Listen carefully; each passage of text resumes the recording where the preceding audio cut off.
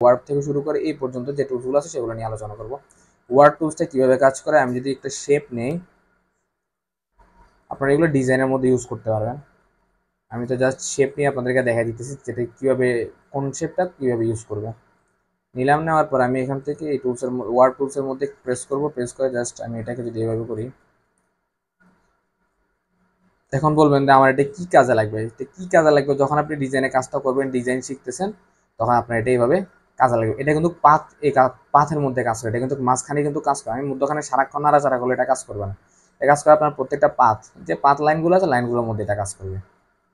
এরপর আরেকটা টুলস আছে, সেটা হচ্ছে টুইল টুলস। টুইল টুলসটা হচ্ছে আমি যদি পাথের মধ্যে আসার পরে এইভাবে করে প্রেস করি, দেখতে পাচ্ছেন যে খুব সুন্দরভাবে একটা রাউন্ড একটা শেপ ক্রিয়েট হয়েছে। আমি এখানে এই এরকম একটা শেপ ক্রিয়েট হয়েছে, ঠিক আছে।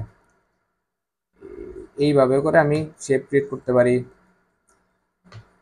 অথবা এখানে আসার পর আমি যদি এখানে প্রেস করে ধরে রাখলে তখন আপনার এরকম শেপ ক্রিয়েট হবে, আর আপনি জাস্ট প্রেস করে ছেড়ে দিলে এরকম হবে। তো সেটা আপনার যেভাবে যতটুকু প্রয়োজন ওই হিসাবে আপনি এটাকে প্রেস করে ধরে রাখবেন, বড় করবেন, ছোট করবেন, তখন আপনার এটা আপনাকে ডিজাইনের রূপ দিবে। দেখতে জিনিসটা অনেক সুন্দর এবং ইন্টারেস্টিং একটা বিষয়। পরবর্তী একটা টুলস আছে, এই টুলসটা হচ্ছে আমি পাথ সিলেকশন করলাম, করার পরে আমার পাথটাকেও এটা সেমভাবে নিচের দিকে ডাউন করবে। এটার উপর মাউস রাখলে কোনো হোভার দেখাচ্ছে না তারা। তো যাই হোক, আমি এটাকে জাস্ট ক্লিক করে যদি আমি টান দেই তাহলে এটা উপরের সামনের দিকে যাবে।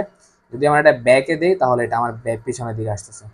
এরকম করে এটা কাজ করতেছে, মানে পাঁচটাকে সে একদম পিছনের দিকে কুচকে ফেলতেছে। এরপর আরেকটা টুলস আছে, সেটা হচ্ছে আমি যদি দেই তাহলে এটাকে আমি প্রেস করে যখন সামনের দিকে টান দিব তখন আমার পাথের যে কালারটা আছে বা শেপটা আছে সেটাকে সে বড় করবে।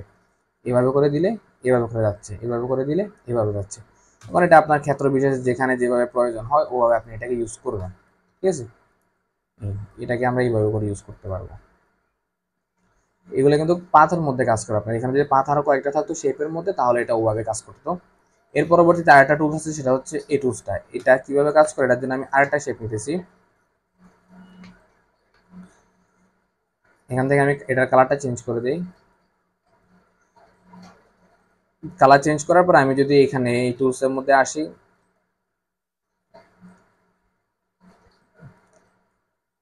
আমি চাইলে এটাকে এভাবে করে দেখতে পাচ্ছেন যে আমি ক্লিক করে যখন ভেতরের দিকে যখন মুভ করাচ্ছি তখন এটা এরকম এরকম একটা রূপ দিচ্ছে।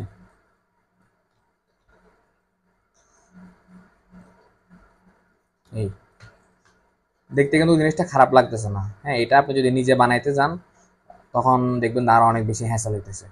এটা এইভাবে কাজ করে এই টুলসটা। এরপর আরেকটা টুলস আছে, সেটা হচ্ছে বাইরে দিয়ে কাজ করে। সেটা কিভাবে, সেটা হচ্ছে উপরে নিচে কাজ করবে।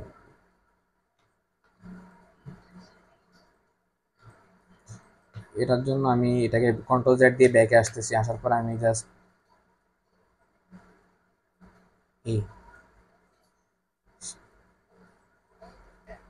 এভাবে প্রেস করে যখন ভিতরের দিকে টান দিব,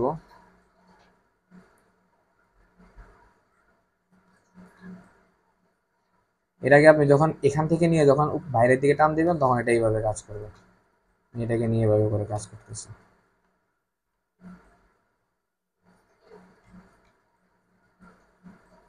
এই এইভাবে হচ্ছে এই টুলসটা কাজ করে। এর পরবর্তীতে আরেকটা টুলস আছে, সেটা হচ্ছে ওয়িং টুলস। ওয়িং টুলসটা কাজ করে কিভাবে, সেটার জন্য আমি আরেকটা শেপ নিচ্ছি, নেওয়ার পরে এটার কালারটাও চেঞ্জ করে দিচ্ছি এখান থেকে। এটা কাজ করে এইভাবে করে, আমি যখন টান দিতেছি উপরে নিচে এরকম করে কাজ করবে। আমি এইটা মানে নাচানাচি করতেছি, আমি যখন শেপটা যখন বারবার মুভ করতেছি এটা মানে ডাউন আপ ডাউন হইতেছে, অ্যান্ড এখান থেকে হচ্ছে এই শেপের চেহারাটাও পরিবর্তন হইতেছে। এটা জাস্ট উপরে নিচে কাজ করবে, এটা কিন্তু সাইডে কাজ করবে না এই টুলসটা। আমি জাস্ট এটাকে বারবার করে দেখছি, যখন নাড়াচাড়া করবো তখন এটা ঢেউ ঢেউ করে একটা নতুন একটা শেপে রূপান্তর করবে, ঠিক আছে। এই হচ্ছে শেপ টুলসগুলো। তো এই থেকে শুরু করে এই পর্যন্ত, ওয়ার্ড থেকে শুরু করে ড্রয়িং টুলস পর্যন্ত যতগুলো শেপ আছে সবগুলো নিয়ে আজকে আপনাদের সাথে আলোচনা করছি। পরবর্তীতে অন্যান্য টুলস নিয়ে আলোচনা করবো। আশা করি অ্যাডোবি ইলাস্ট্রেটর যে সিরিজটা আছে এই সিরিজের মধ্যে যত টুলস আছে প্রত্যেকটা টুলস আপনাদেরকে ভালোভাবে শেখানোর চেষ্টা করবো। ধন্যবাদ সবাইকে।